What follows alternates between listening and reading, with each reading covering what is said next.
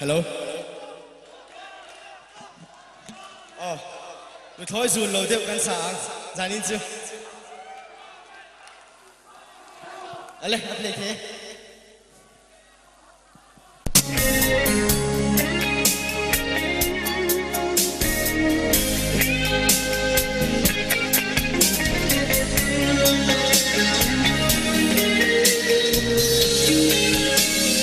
Dân khóa lâu thay có lâu lên mà thêm ru ni lâu hạ cầm xua tu ta khá cần đi ru lâu đi để mày xì à